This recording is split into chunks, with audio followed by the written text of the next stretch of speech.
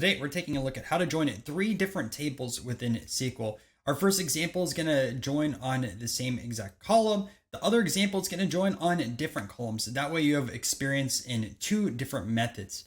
I'm going to jump on my computer and let's code this together. Okay, so here's our first example. We're going to be using the same join to join together 3 different tables. Now I have a table called Billy Strings Tour, Billy Strings Posters, and also Billy Strings Concert Revenue. Now the tables look like this for column wise. So Billy Strings Tour has a concert number, venue, city, state, capacity, tickets sold, and songs played, not player. And then if you guys wanted to see the data that's there, I'm just gonna do a select star from each of these tables. And you can see how specifically that looks. Now we have Billy Strings Posters, which shows posters at a concert. So if we grab all that, you can see specifically that there's only 5 entries. You poster name, concert, foil number, and regular num, just like I have this over here. And lastly, I have a table for concert revenue. And this is just like hypothetical what Billy Strings is making on tour. Again, I have no idea, but 1 through 11, and then just total revenue over here.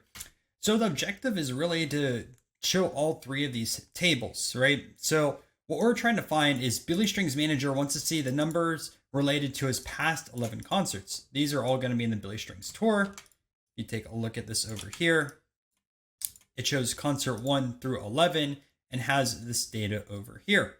So what we're trying to print out is the concert number, which is in this table, the city, which is in this table, the venue right over here, tickets sold right there, poster, which is going to be in this table over here. It says if none, keep blank, which tells us we need to use ISNULL. If you're not familiar with it, if there isn't something that exists, you can define specifically what you want in there, and I'll show you how to use that properly. And then also revenue. Well, there's no revenue here, so we're going to have to grab the revenue from this concert revenue. What's nice though is we have consistency on this concert num. Now I know in the poster table, I just have it as concert, and it should have put it as concert num, but it's also a good real world application. In a lot of databases, how you're going to join tables, it's not always going to be specifically the same. For example, in a company, you might have a user ID with an underscore. Sometimes you have user ID, one word, and you'll figure that out as you work within your specific database. But with that being said, let's take a look at how we would start building out the join to these 3 tables. So that way we can get the manager the answers he wants. So first we're grabbing stuff from Billy Strings Tour. We want to grab that concert number. So I'm just going to copy that over here. We have that first, right? City. So we'll just grab city as well. Venue, which I have over here. And then what else did we need to get? So tickets sold. Let's grab that. And then we need to get poster and revenue, which are going to be the other 2 tables. But we have all this defined over here. You can see that. So the first thing I would do when trying to combine these 2 tables is you want to name this first table, because we're not always going to write out Billy Strings Tour when we're joining. So I named this one as BST. And because of that, you want to put this in front of all the different columns. So that way you know specifically what table it's going from. And that way you don't have any ambiguous columns. Because concert number will be ambiguous when we join over this concert revenue. Next, we need to define what type of join we want between our next 2 tables. So I would like to join first Billy Strings Posters, because right here we can add in this poster. Now, if you go back to this Billy Strings Poster, you can take a look and we'll figure out what specific join that we would like. So if we just select all that, you can see we have concert 1, 12, 14, 2, and 23. Well, if we enter join, only 1 over here and 2 will show up. We want to find the numbers related to the last 11 concerts. So that way we are going to be doing a left join. What a left join allows you to do is grab all this information over here like this, and then add in the specific columns that you would want from the Billy Strings posters. Now, if it's blank, it will show up as null, which we have this hint over here, if none, keep blank. So I'll show you how to do this. So what we're gonna do is a left join, and then we're gonna join Billy Strings poster, just like this, right? And I want to name this one BSP. And I know it's going to be a little bit confusing between BST and BSP. No worries on that. So we have left join. We have this specific table, BSP. We're next going to put on, and we're going to put BSP dot concert equals BST dot concert null. And remember, BSP dot concert, if we go back over here, is this table's version of concert num. It just wasn't built out like that. An error within the database, again, super common. So now that we have this left join, none of this is going to show until we add in an additional column from the BSP table, or Billy Strings posters. So what I want to grab is that poster, and that's going to be poster name. So what I'm going to do is BSP dot poster name, just like this. And what we should get is 11 output, and 9 of them are going to be null, and 2 of them are going to have their specific poster names. So if we execute this, you can see concerts 1 and 2 had specific posters, but the next 9, they are all null. So as the hint said, if none, keep blank. We can use a function called ISNULL. So just put ISNULL like this. And then you have this poster name column. We're going to put a comma. And then we're just going to put a blank string like this. And you can put it like this, or you can keep it a space, whatever you would like, right? And now we need to just name this. So I'm just going to put over here poster, just like that. So now if we run this specifically, you can see the nulls are gone and we have that blank side of things. And this is working properly because you have our 11 and everything is showing up. Well, lastly, we need to look at the revenue. So now for this example over here with the concert revenue, I could either inner join or left join because we have 11 results in concert num and we have 11 results in Billy Strings tour. I'm just going to throw in a left join. So we're going to do a left join and have this over here. And I'm just going to name this one BSCV. And just like before, we're going to join it on. Now I'm just going to put BSCV.concertNum equals, and we'll just put BST.concertNum like this. And then we need to add in that concert revenue, so which is total revenue. So just add in BS.CV dot, and then you can see total revenue shows up over here. Then if we select all this, you can see specifically how it works. So we have concert num, city, venue, tickets sold, poster, and also total revenue. And you can do a lot more data filtering on this. Like you could grab more columns if you really wanted to from posters or from that original Billy Strings tour. I know there's not much in concert revenue. And you could also do quite a lot more data diving into this. And we'll take a look at that in part 2.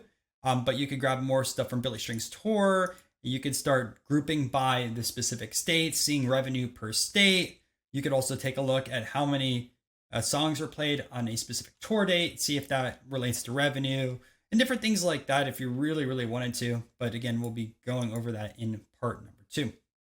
So I hope this makes sense. One last time just to go through this. We have our select statement of all the different data that Billy Strings Tour Manager wants to find out. Then we're left joining this Billy Strings posters. Just because there's only 2 out of there, not every single tour date has a poster. If we inner join, there would only be 2 results that were shown and would not look proper. And then we're left joining this Billy Strings concert revenue because we're just grabbing this total revenue column, and that there's 11 in comparison to the 11 tour dates that were in Billy Strings tour. Okay, hope that wasn't too bad. We're going to move on to part number 2 now, and I'm just going to delete this over here, and I'm going to comment all of that out. So part 2 is different joins. So Fanatics, which if you know them from apparel brand, they distribute baseball cards and want to see what card stores are currently buying. So we have like order number here. We have a store ID, product ID, quantity, and order date from product distribution. So if I just do a select over here, so let's just do a select star from product distribution.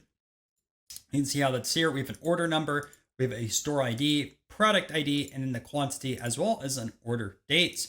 Next, we have store info. So this one has a store ID, the store name, and then a partner level. So we take a look at that. We just grab this over here. Let's do a select star And you can see that we have our store ID, the store name, and then partner level. And partner level might be like how much cases of product that you end up purchasing over a specific year, or you have to buy in at a certain level to get discounts. I just threw that out over there because that does happen. And lastly, we have product info. So what this is going to allow you to see specifically is a product ID, product name, the distributor cost. So like what Fanatics would technically be selling it to these card stores, and then the retail price of the product. So you have all this information over here for 7. And most of them are pretty cheap, except for this Topps Transcendent, which is $20,000. Yes, that does exist as baseball card brand. Super, super expensive. So what we're going to try to do is have 2 different questions that might be asked by a stakeholder. And we're going to have to combine all 3 of these tables, because if you look over here, we don't have a store name in here. We just have a store ID. So we're going to have to join into this table to figure out that store name. And then if we wanted to grab partner level, well, we also have a product ID. We don't have a product name. So if we want to find out more information about that product, it's in this table over here. You have product name, distributor cost, and retail cost. So product ID is the primary key for product info. Store ID is a primary key for store info. And then order number is the primary key for product distribution. Could have named this table order info, but whatever.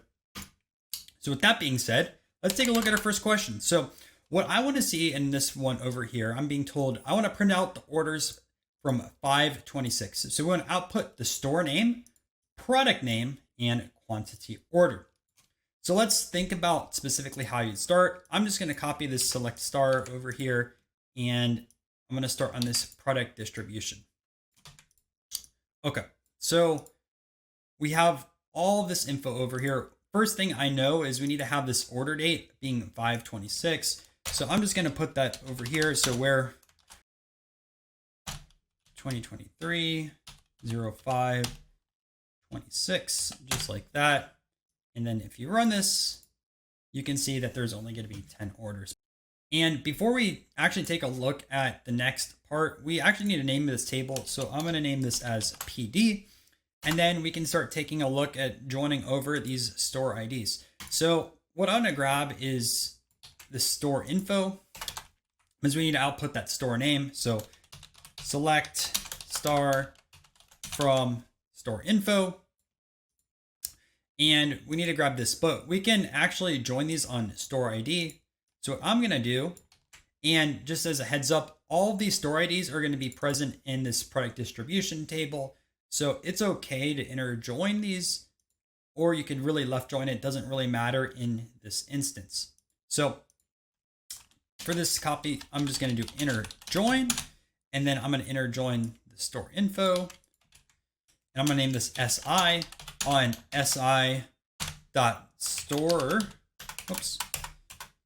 Store ID equals, and then I'm going to put PD dot store ID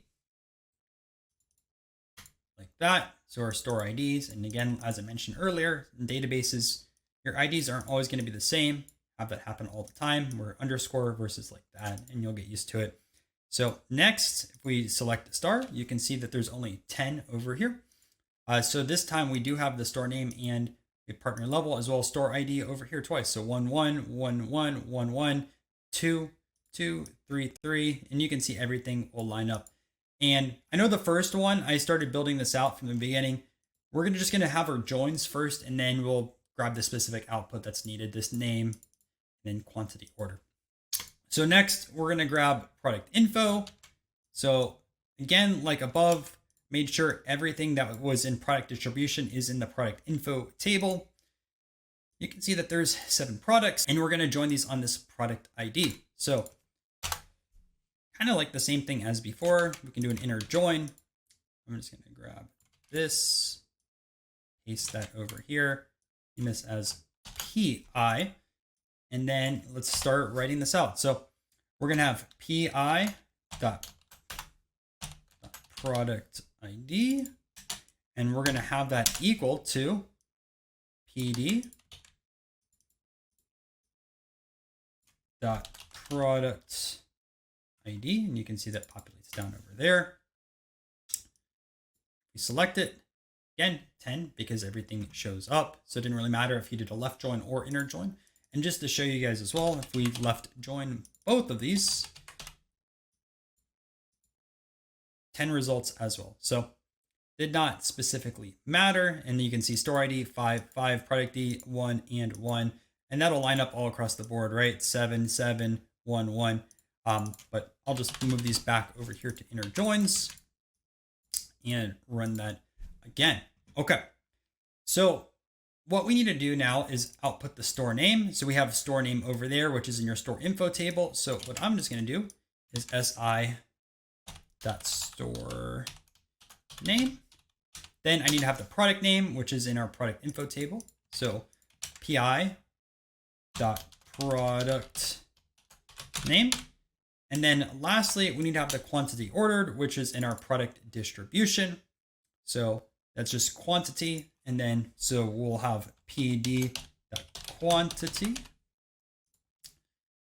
And then if we just run this now, you can see store name, product name, and then quantity. And this is all shown on 526. And if I really wanted to, I could just put in here order date, just to 100% confirm it. And you can see all the orders were on specifically 526. And unlike before, where we combined everything just based off of that concert num or also concert, this time we took a look at combining things specifically on the store ID and also product ID to get our exact results, which is really cool because now this is working properly.